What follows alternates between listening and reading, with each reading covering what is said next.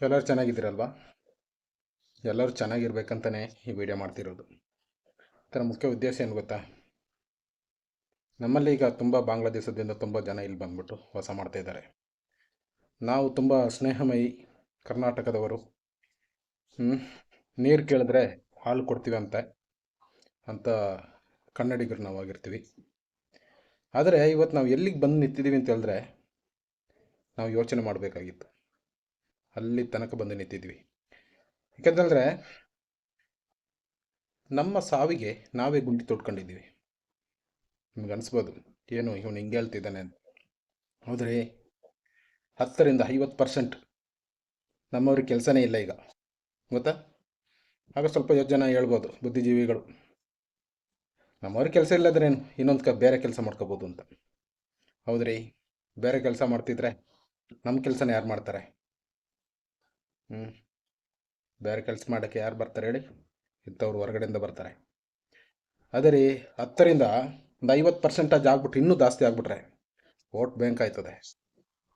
Vote bank ಆಗ್ಬಿಟ್ಟು ಹೇಳಿ, vote bank ಆಗಿ ಮತ್ತೆ ಏನಾಗ್ಬೋದು?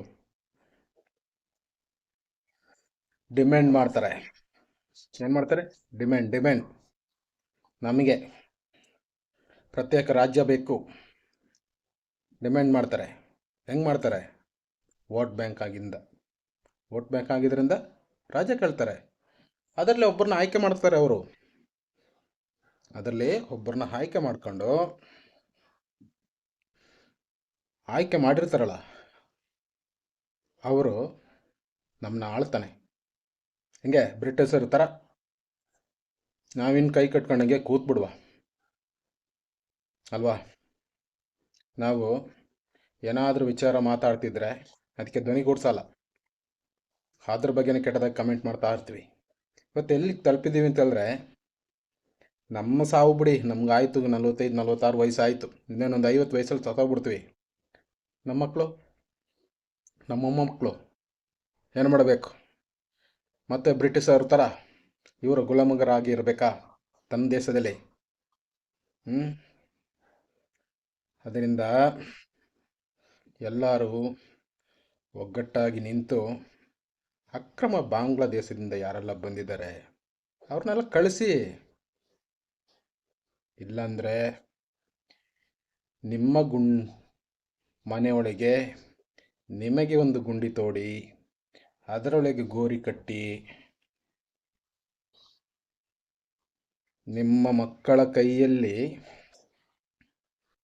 ಹಬ್ಬದೋಟ ಮಾಡಿಸ್ತಾರೆ. ಅದು ಬೇಕಾ ಬೇಡವಾ ಅಂಥೇಳಿ ತೀರ್ಮಾನ ನಿಮಗೆ ಬಿಟ್ಟಿದ್ದು. ಅದರಿಂದ ದಯವಿಟ್ಟು ಎಲ್ಲರೂ ಒಗ್ಗಟ್ಟಾಗಿ. ಈಗನೇ ನಮ್ಮಲ್ಲಿ ತುಂಬ ಜನಕ್ಕೆ ಕೆಲಸದ ಸಮಸ್ಯೆ ಆಗಿದೆ. ಕೇಳಿದ್ರೆ ಸ್ವಲ್ಪ ಜನ ಹೇಳ್ತಾರೆ ಸಂಬಳ ಜಾಸ್ತಿ ಕೇಳ್ತಾರೆ ಅಂತ. ಹೌದ್ರಿ, ಸಂಬಳ ಜಾಸ್ತಿ ಬೇಕು, ಪ್ರತಿ ಒಂದಕ್ಕೂ ದುಡ್ಡು ಬೇಕಿಲ್ಲಿ. ಮೊದಲು ನಮ್ಮಲ್ಲಿ ಕೆಲಸ ಜಾಸ್ತಿ ಇತ್ತು, ನಮ್ಮಲ್ಲೇ ಹಣದ ವ್ಯವಹಾರ ಇಲ್ಲೇ ನಡೀತಿತ್ತು, ನಮ್ಮ ದುಡ್ಡು ನಾವೇ ಯೂಸ್ ಮಾಡ್ತಿದ್ದೋ. ಈಗ ಹಂಗಲ್ಲ. ವಾರದಲ್ಲಿ ಆಗುವ ದುಡ್ಡು ಪ್ರತಿಯೊಂದು ಅವರ ದೇಶಕ್ಕೆ ಹೋಗುತ್ತೆ, ಅಸ್ಸಾಂ ಬಾಂಗ್ಲಾದೇಶಕ್ಕೆ ಹೋಗುತ್ತೆ. ಆಗ ಇಲ್ಲಿ ಹಣದ ಕೊರತೆ ಬರುತ್ತೆ. ಹಣದ ಕೊರತೆ ಬಂದರೆ ಕರ್ನಾಟಕ ಮತ್ತು ಕೊಡಗು ಸುತ್ತಮುತ್ತಲಿನ ಎಲ್ಲ ರಾಜ್ಯಗಳು ಚಿಂದಿ ಆಯ್ತದೆ. ಚಿಂದಿ ಆದರೆ ಅವರ ಕೈಯಲ್ಲಿ ಬಂದಿ ಆಗ್ತೀವಿ. ಅದರಿಂದ ಎಲ್ಲರೂ ಒಗ್ಗಟ್ಟಾಗಿ ಈ ನಾನು ಹೇಳಿದ್ದು, ನಿಮ್ಮೊಳಗೂ ಸಣ್ಣ ಅಭಿಪ್ರಾಯಗಳು ಎಲ್ಲ ಇರುತ್ತೆ, ಅದನ್ನೆಲ್ಲ ಒಗ್ಗಟ್ಟಾಗಿ ಅಕ್ರಮ ಬಾಂಗ್ಲಾದೇಶದಿಂದ ಬಂದವರನ್ನ ಓಡಿಸೋಣ. ಅವರ ಹತ್ತಿರನೇ ಅದೇ ದೇಶಕ್ಕೆ ಹೋಗಿ ಅಲ್ಲಿ ಕೆಲಸ ಮಾಡಲಿ, ಆ ದೇಶನ ಅವರು ಉದ್ಧಾರ ಮಾಡಲಿ. ನಮ್ಮ ದೇಶನ, ನಮ್ಮ ರಾಜ್ಯನ, ನಮ್ಮ ಕರ್ನಾಟಕನ ನಾವು ನೋಡ್ಕೋತೀವಿ. ನಾವು ಎಷ್ಟೇ ಕಿತ್ತಾಡಿದ್ರೂ ನಾವೆಲ್ಲರೂ ಕನ್ನಡಿಗರೇ. ನಾವು ರಸ್ತೆಯಲ್ಲಿ ಹೊಡೆದಾಡಿ ಉರುಳಾಡುವ, ಅದೇನು ಸಮಸ್ಯೆ ಇಲ್ಲ. ಆದರೆ ನಮಗೆ ನಮ್ಮ ಸ್ವಾಭಿಮಾನಕ್ಕೆ ಏನಾದರೂ ಸಮಸ್ಯೆ ಬಂದಾಗ ನಾವೆಲ್ಲರೂ ಒಂದಾಗಿ ಈ ಮಾರಕ ಆಂಗ್ಲ ಮತ್ತು ಬಾಂಗ್ಲಾ ಎರಡನ್ನು ಒದ್ದು ದೂರ ಎಸೆಯುತ್ತಾ ನಮ್ಮ ಕರ್ನಾಟಕವನ್ನು, ಈ ಕಲ್ಕಿ ಕರ್ನಾಟಕವನ್ನು ಕಾಪಾಡೋಣ ಅಂತ ಹೇಳ್ತಾ ನಾನು ಈ ವಿಡಿಯೋ ಇಲ್ಲಿಗೆ ನಿಲ್ಲಿಸ್ತೀನಿ.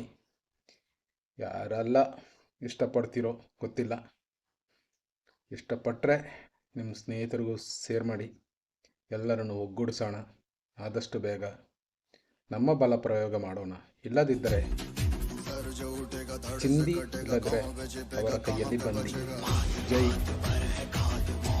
ಕರ್ನಾಟಕ, ಒಂದೇ ಮಾತರಂ.